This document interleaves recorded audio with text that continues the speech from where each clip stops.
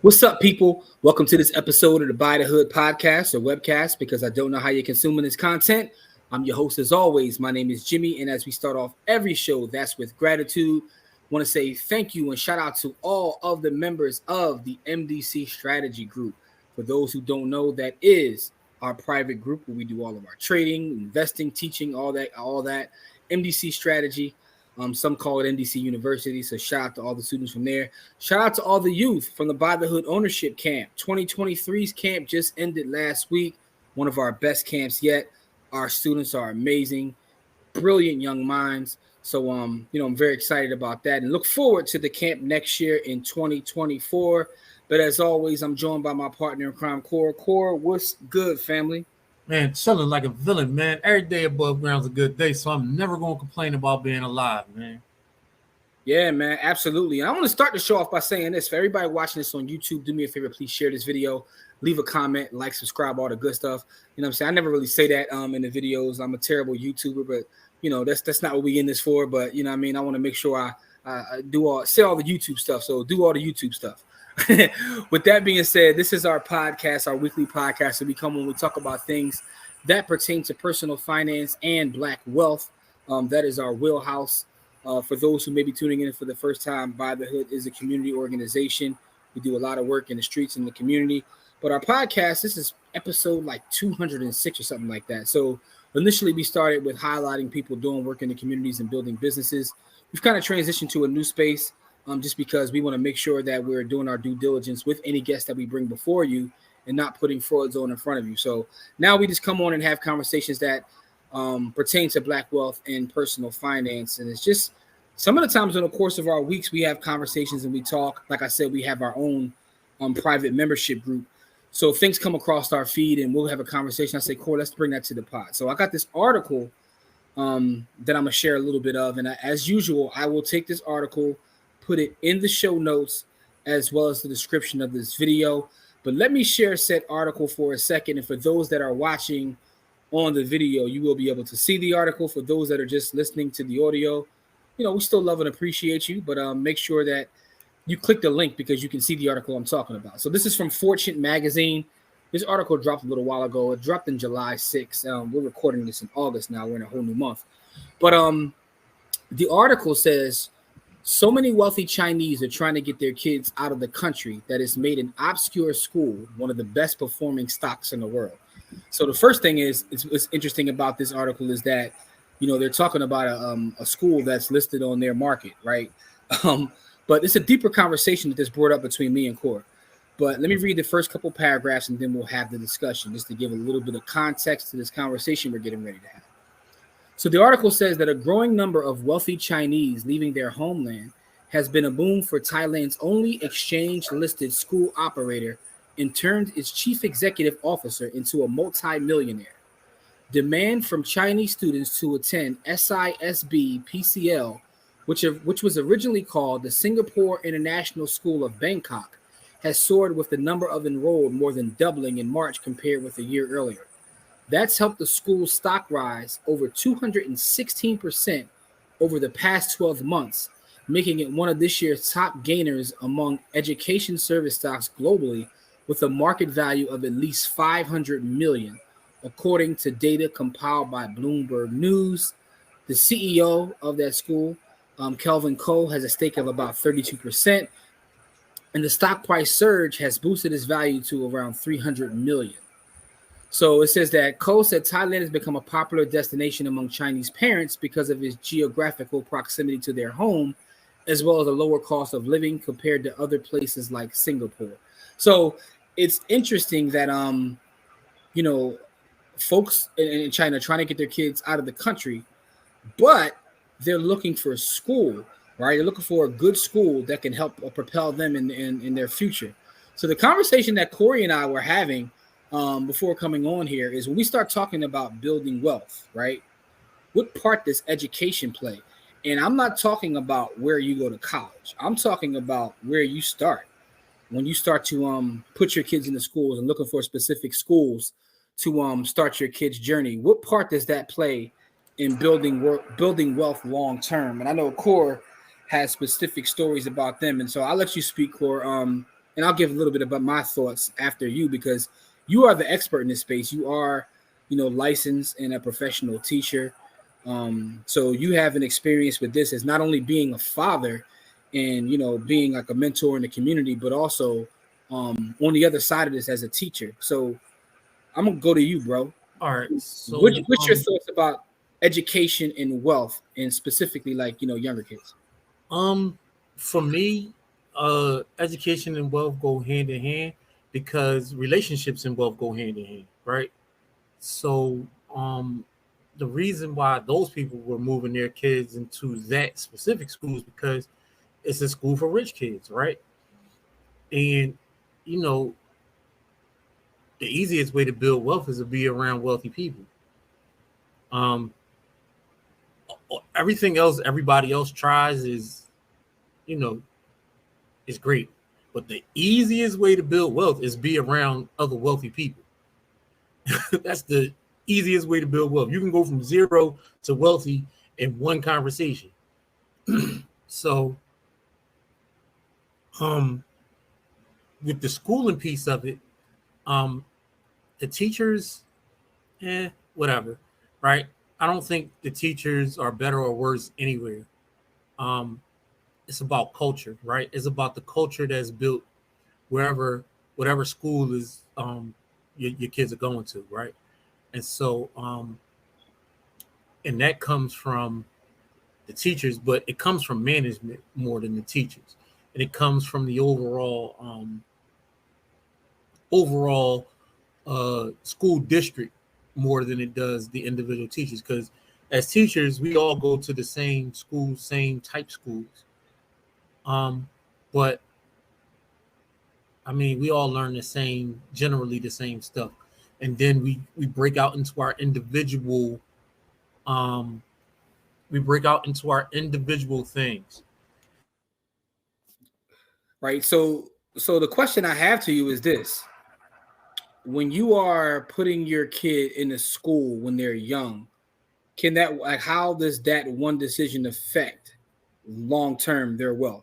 Everything is relative, right? So for me, I chose schools for environment. I didn't even care who the teachers were, right? I chose schools strictly for environment. So the two things I look for in environment are clean, healthy environment, literally clean, and then class size, right? All right, so hold on real quick. I want to stop right there for a second. So you talking about when you put your kids in schools, you said that the biggest factor for you was environment, right? Only. All right, so that was the biggest factor. So can you break down like why that was the biggest factor? Because there's a lot of factors that go into a school. Why is environment number one above like who the teachers are, what the curriculum is? What is it about that environment? Why? Because environment determines at what pace your children are going to learn, right? If the environment is chaotic, your kids are going to learn at a slower pace, right? If it's constant chaos and you gotta all, I don't even want to discuss it because I don't want to seem like I'm pooping on. I mean, I am pooping on public schools, but if the environment is too chaotic or too crowded, your children are just going to learn at a slower pace, just period. Mm-hmm. And when you got children who can't, especially in those fundamental learning years, up to second, third grade, you can't afford for your child to be in chaos. Mm-hmm. Like my college-bound student, my 16-year-old student, the last time he's been in a school setting was 5th grade. So you made the decision. Your kids were actually going to one of the best schools in our area, right? But you made the decision to one of the best schools in the country, and I took them out. You took them out to homeschool them. What like how culture? So explain that to me. So the culture of the school was, for students to succeed. There was nothing wrong with the school culture. It was just too many white people in there. I'm just gonna keep it a thou, right? And everything was from the perspective of Europeans. And at that point, he had functional basic learning takes place at a level up to basically you learn the vast majority of the things you need to know by the time you're in like second or third grade. Mm-hmm. And so it just affects all the rest of your learning. And so you wanted him, that goes back to that point about environment. You wanted the environment to be different and the culture to be different in terms of the perspective he's getting as a student. Yeah, because he's 10, 11 years old at this time. And I'm like, they teaching African-American history, and there's 2 black teachers in the whole school. I'm like, oh, no. I can't have him learning African-American history in this predominantly white setting. That's just not going to work. I can't have him learning American history from a European perspective. That wasn't going to cut it. And so I took ownership of it. Okay. All right. So to me, just giving my perspective a little bit, and thank you for sharing what you shared. For me, education, and the funny thing is, I don't know if I've ever thought about it, but I guess let me start it this way. Our camp, right? As much as we pour into the students at our camp and try to help them learn and get new ideas and to share information, I learned just as much from them. And one of the things that has come about from us during our camp is, first of all, my respect level for teachers, right? My respect level for teachers has went to another place. I think that teachers are so valuable in terms of our society, and they don't get the just due that they deserve. And it also made me think back to the teachers that helped shape and mold me as I go through this process of being on the other side, right? And that's why, like, this is an interesting conversation, because recently I've been having these thoughts like, man, the decisions that my parents and my village made in terms of my early education kind of shaped who I am now, right? So for those who don't know, I went to a school in Philadelphia. It was called Ivy Leaf. It was a private school, which was completely African American, right? So the fact is, our principal, vice principal, everybody at every level of the school looked like me. They were highly educated, and excellence was expected, right? And the difference in me going to that school and then some of my friends from my neighborhood and who went to the neighborhood school, no fault of their own, because a lot of people made sacrifices for me to be able to go to that school, was I would go home and talk to my friends, and they'd be like, man, Mrs. Such and Such said I would never be this, or I'd never amount to that. And I'm like, that's not my experience. Our teachers told us that we were going to be great. We were supposed to be great. We were meant to be like, then they taught like that. Yeah. So it was like, and I never realized that, because again, when you're younger, you think environment is everything. But when you're younger, you think your experience is what everybody experiences until you get out in the world and realize that everybody doesn't get this. And I never realized how much that shaped me, because I didn't have some people I know who had limitations. Not only limitations, but some people kind of deferred to other cultures, right? Even to the point I had one person tell me yo, I thought all Europeans were rich. Like, somebody told me that. I literally, right? So my point is, though, I never had these thoughts, and I never had this kind of this fear. I never had a certain level of fear that I see others have, but it was all based upon a decision that my village made in terms of my education early on. And the funny thing is, I still have people that I love and adore that went through that same place. Like, even me and Tracy were together every day. She went there as well. Because our experiences were shared and were the same back then, and it still affects both of us to this day. I mean, the reason why we get along so well is our experiences were similar. Even though I didn't go to Ivy League, I never saw a white teacher until I got into Central. Mm-hmm. I mean, I had white administrators at some of the schools I went to, but as a teacher, I didn't have a white teacher until I was in high school. Yeah, so, you know what I mean? So I wasn't. And you were also raised by educators who probably told you that this is what you're supposed to do, right? So, again, I guess that goes to your point about environment. But environment is everything. That article made all these thoughts come up, because I'm like, people will literally spend money and do certain things for their young kids. And I know when I was younger, again, this comes from experience and learning through life. I used to always wonder, why would somebody, you're talking about first, second grade, why are they spending all this money? Right? I never understood it. Now, I was spending over $60,000 a year on education, and between education and daycare, I was spending $60,000 a year on my kids' education. Wow. But I'm saying that means that you already understood the importance of it when they're younger, right? Yeah. So my kids didn't go for pre-K to second grade. My kids couldn't go to public school because those environments are too chaotic to learn. Yeah. And class size was my thing, right? Okay. Class size over 15, out. Gotcha. Because how can a teacher, like even the best teacher, give every student that the amount of attention they need to learn if the class size is too big? Like, I know as a teacher, me being a teacher, I had inside information on that. Yeah. Like, I could be the greatest teacher in the world, but if I got 30, 35 students, all 35 of those students aren't getting anything. Yeah, because like I said, that level too, you're more than a teacher. You're a therapist. Like, you know, you're wearing so many hats. Like you there's no way in a class size of 35 that your success rate is going to be high. And it's because just the sheer numbers. Because you got, you know, your top 10%, your bottom 10%, and then, you know, your 80 in between.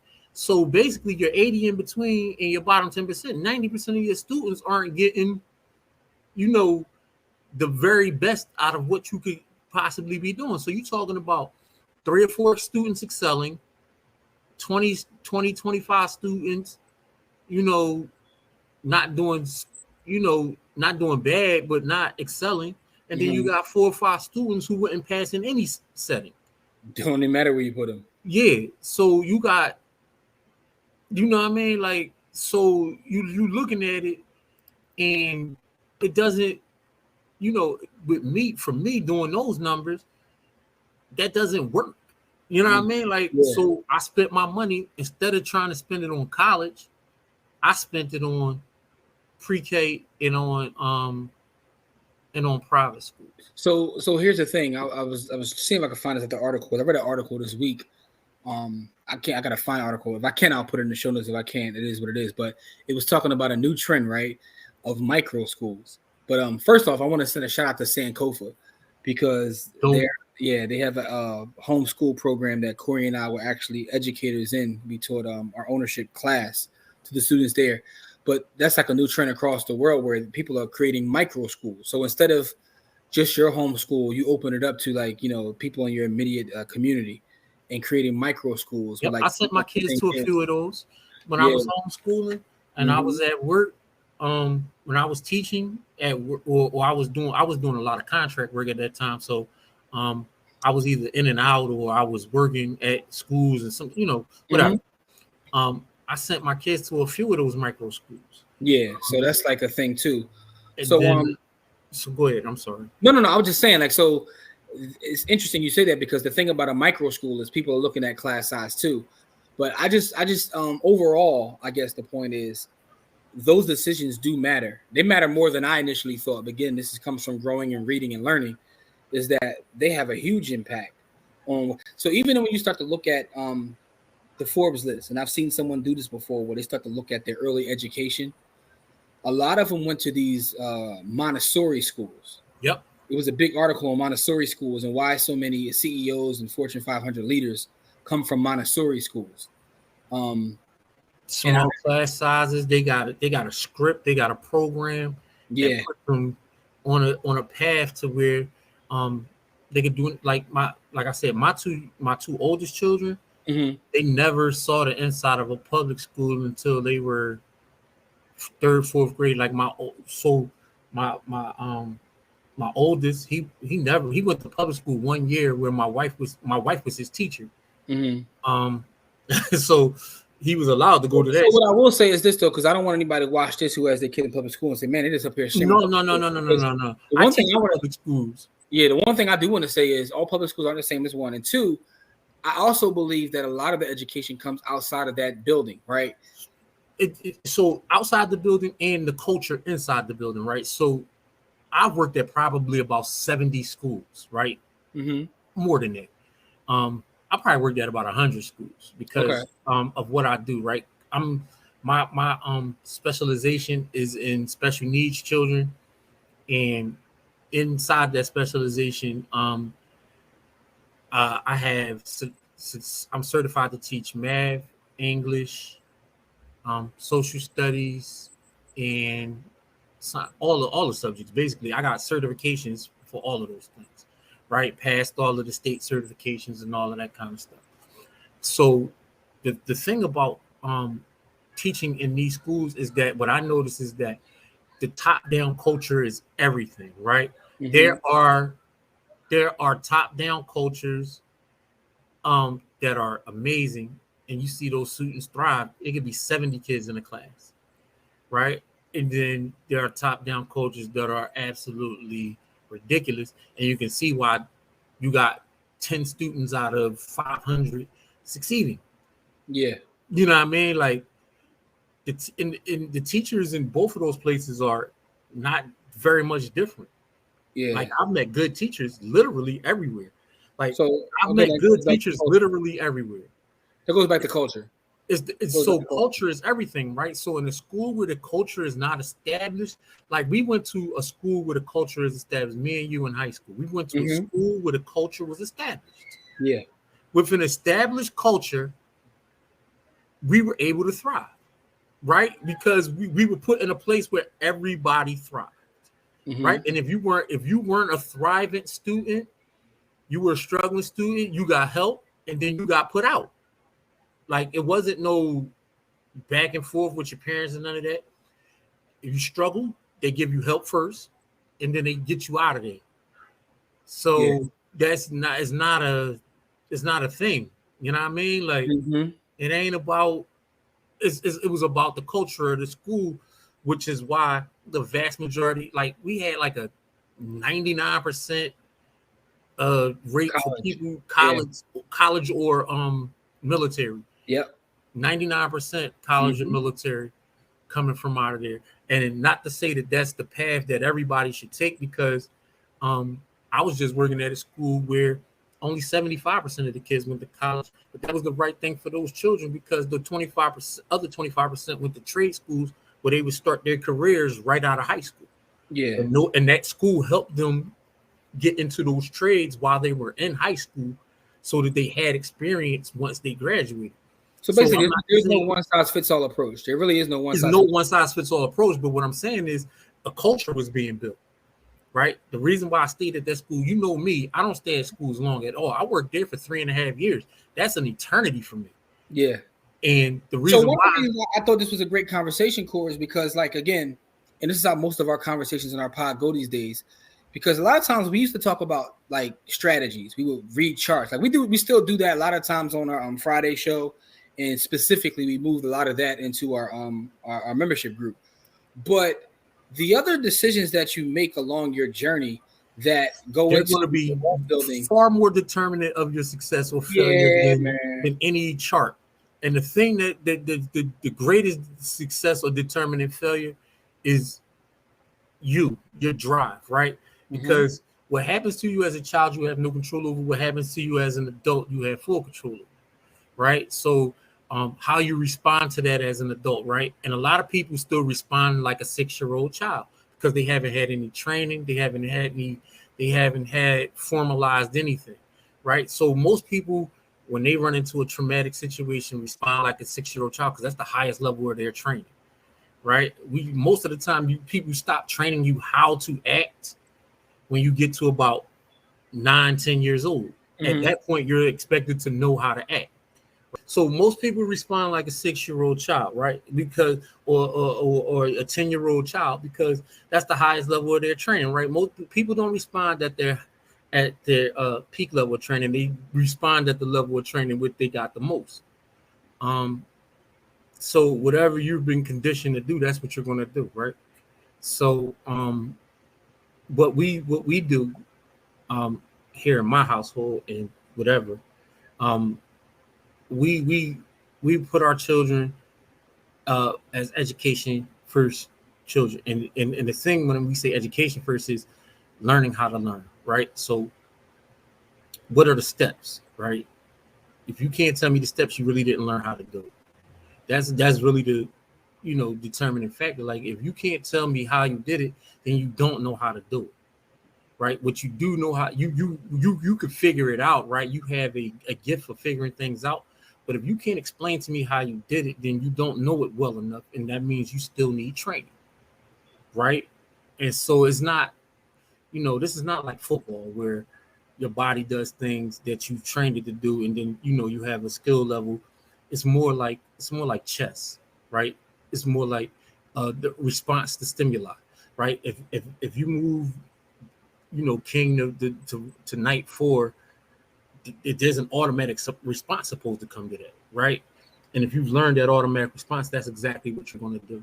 And so most people would compare it to something like, like football or basketball, or like, golf or something like that. I compare it to chess. If you know what the response move, the grandmasters know the response moves, right? And if you want to be a grandmaster at things, you have to know how to respond. You have to know why you're responding to it like that, right? And so that's a whole other point. Not just how to respond, but why you're responding. Why you're responding to it like that, right? Most people don't know why they respond to things the way they do. Most people haven't had enough introspection, had somebody help them introspect, right? They haven't been to a doctor, a psychologist, or psychologist. I'm not any of those things, but I do have 20 years of experience helping to modify behavior. So being in special education, that is your if you look at most IEPs, some have educational goals, right? But most of them also have behavior modification goals. And so I have 25 years of experience working with IEPs and students with IEPs. And so behavior modification is something I've been doing for all of that time that I've been working with these students. And so coming from that field and coming from that way has helped me to learn how to modify my own behaviors and the people around me, especially when it comes to things dealing with education. It's funny because we were having this conversation in our MDC group earlier this morning about, and it's funny, what led to the conversation was some of us talking about the mistakes that we make trading. And shout out to our brother Jay, man. Jay made a point how, and it's funny, I never really thought about it this way. He said some of the mistakes he makes trading go back to his childhood. Yep. I was like, damn, that's profound. He was like, he started breaking down why.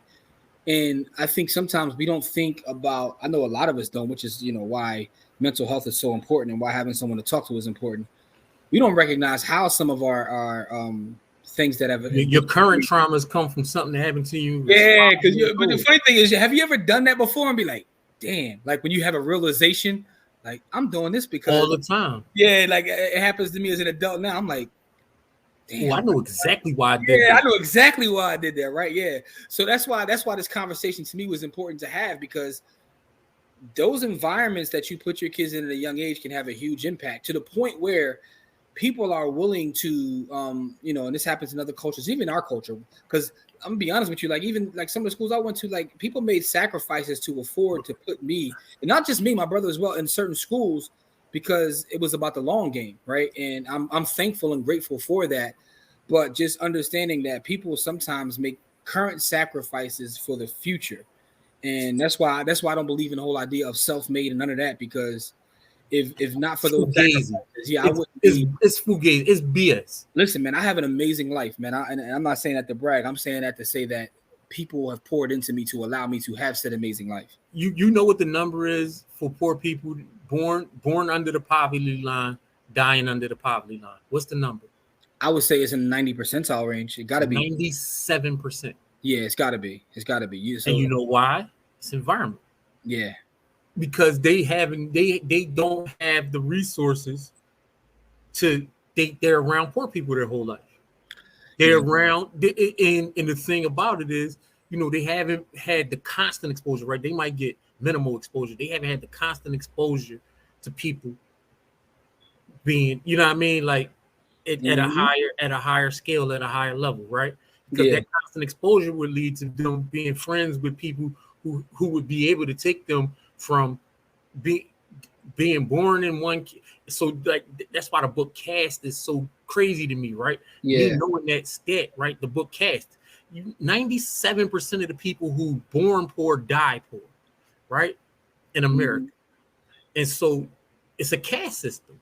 It's literally a caste system. We don't recognize it. They sell you on the dream that most people have mobility upward, and that your mobility upward is completely controlled by you. That is bull. That's malarkey. The data shows otherwise. Let's put it that way. The data shows otherwise. The data shows otherwise. So it reminded me, because I remember someone once told me, like, there's two ways. Like, it all goes back to exposure, right? And there's two ways to do that, is by either getting in different environments or books, right? And I recently read a quote. It was from Charlene Harris, who's an author. And her quote was, it said, "Here's the books. It's the cheapest vacation you can buy." Yep. And Charlene Harris talks about how books can take you from this place and bring you over to here, but that exposure still can spark something into you. Which is not to say that your child won't succeed if they were born poor, right? But you have to understand that environment is the number one factor in taking a child from being wherever they were to wherever they're going to go. That's why some parents lie about their zip code so that they can get these kids into these better schools. It's not about the actual school. It's about the environment for the learning for their child. And they inherently know this. They might not know the numbers and they might not have done the research and have the data, but they inherently know that if my child is going to succeed at a higher level, they have to be around children that succeed at a higher level. Well, also because you get exposure to other things outside of just the books, right? So exposure is so important. And I've said this several times, right? So I'm from the section of the city of Philadelphia called Germantown. And I remember, like, being able to travel. And it's not that I came from a family with a bunch of means, like, it's just that exposure and education were important. And my aunt also was worked for the travel industry. So anyway, to make a long story short, I remember having conversations with people and realizing, like, yo, y'all don't even leave our neighborhood. Crazy. Like, let alone the city, right? Y'all go to Germantown High, like you do all your shopping at Germantown and Shelton on the Ave. We call it the Ave, right? Your girl lives around here. Your grandma lives around the corner. Your aunties live 2 blocks over this way. And I started thinking about, like, right down the street. Yeah, I'm like, yo, so you mean to tell me you lived in this 10 block radius? Yo, you've been here 98% of your life, 99% of your life. That. So I had to travel to go to high school, right? And as did you. Our high school, because it was the school wasn't in our neighborhoods. And I remember realizing that and then, like, saying, like, yo, y'all forget the city. Y'all haven't left this 10 block radius. So you don't even understand there's a big world out there. And when you start to understand the big world events, how you gonna know world events? Like, you like, I'm not, and this is not even a shot. No, because but here's the thing, though. Real track. But having conversations with people from other parts of the city, I recognize that some of those inner cities, it's the same for their folks. I have friends out West Philly, like, yo, it's the same out here. They go shopping on 52nd Street. You know what I'm saying? They go to school out here. They go to West Philly. You know what I'm saying? They go to West Philly High, they go to Overbrook, they go to, you know what I mean? It's the same everywhere. Like, in my neighborhood, everybody went to Gratz or Dobbins. Mm-hmm. You know what I mean? Like, those were my 2 neighborhood schools. Dobbins was 3 blocks from me, and Gratz was, it's right between North Philly and Germantown. It's like it's right set in the middle between North Philly and Germantown. They went shopping on 22nd Street, like, they go shopping on that was the ad for us, 22nd Street. Yeah, 22nd Street. They went to either Gratz or Dobbins. They went to, they worked at the supermarket or at the McDonald's on 22nd Street.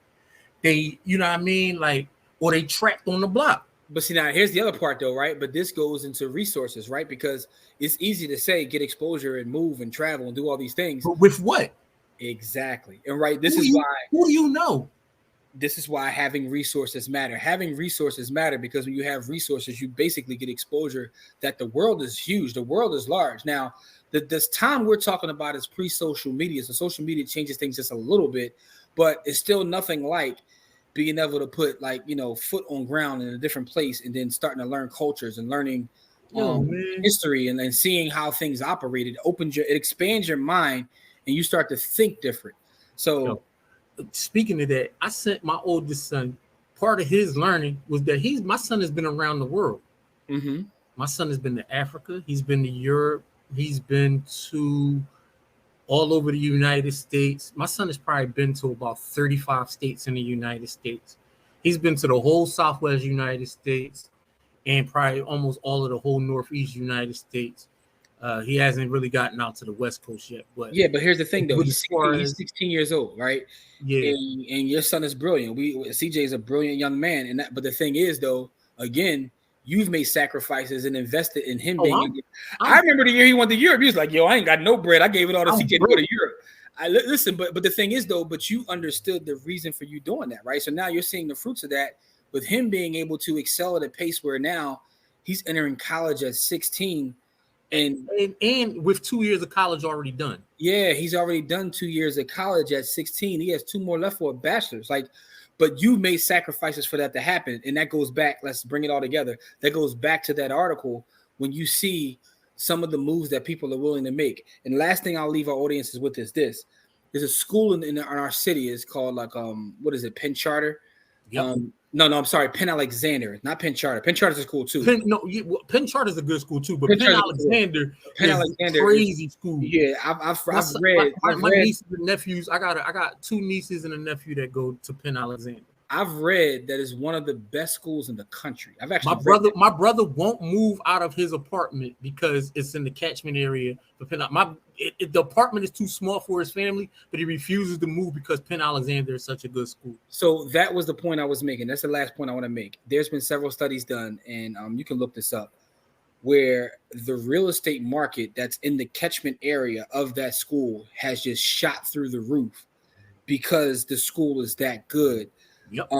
So all of these things are connected is the last point I want to make. When you start talking about land values, when you start talking about politics, education, food insecurities, all of these things are connected. So it's impossible to have a true conversation about Black wealth without having conversations like this. We can come on here every Wednesday and talk about what the charts look like or what we're seeing. But unless we start to have these conversations, you just build. Like me and Corey come on here and just build. You know what I mean? And I also see how you guys feel about certain topics. So make sure to leave us feedback, whether that's on Facebook, inbox, whether you leave it right here in the YouTube comments. Just give us some feedback about what you think. And the questions I'm leaving you with are, what role does education play in wealth building? And I'm not talking about college. I'm talking about the decisions you make for your kids at a young age. What role does that play in wealth building? And what sacrifices are you willing to make to give your kids a leg up in terms of education? I'd be interested to hear some stories about that as well. So with that being said, man, Corey, any last thoughts you want to have before we end this conversation? Think about environment for your children. It's more important than environment at that age is more important than education, because the education, that's what they're there for. If they go to the right environment, they'll also succeed in whatever. Because if there's a culture of success at the place where you're sending your child will succeed. You know what I mean? It's because if you as a parent are doing your work, right? If you're doing anything, and I mean literal anything with your children, they're going to succeed at it, right? You've seen the success stories. You've seen the Tiger Woods. You've seen the Serena Williams. You've seen the multiple success stories where that parent did everything with that child. Steph Curry. Steph Curry, right? His dad brought him to work every day. You know what I mean? LeBron and his sons. Hey, listen. I just watched a documentary on Carmelo and his son. Yeah, Klay Thompson, right? Half the league is second generation at this point. Half the league is second generation players, right? And so what they did is that they gave their children, they put them in an environment for success in that thing, whatever that thing was, right? So environment is way more important than education. And most people would say education is more important than environment. Those people don't know anything about education. I'll put it that way, right? So last thing I want to say before we get out of here is I want to send a shout out to some folks, some of our folks that build here on YouTube. I want to shout out our brother Diamond Dave. I want to shout out Parker. Yeah, I killed Parker. I want to shout out Erica at the Classy Climb. And I want to shout out Kamari. And the reason I want to shout out those particular creatives in general is, for one, they're our family. But for two, they're also people that understand that these conversations are not just about products and services.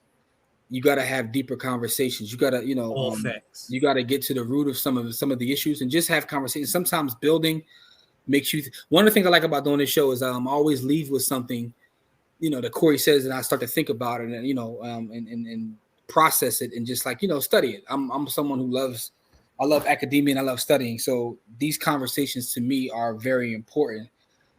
So shout out to those creatives because they understand that as well. And make sure you subscribe to their channels. The Finance Rebel, Kamari Ellis, Diamond Dave, Akil Parker, All This Math, Erica, the Classy Climb blog. You know what I'm saying? Like, they're very important to the culture. So shout out to them.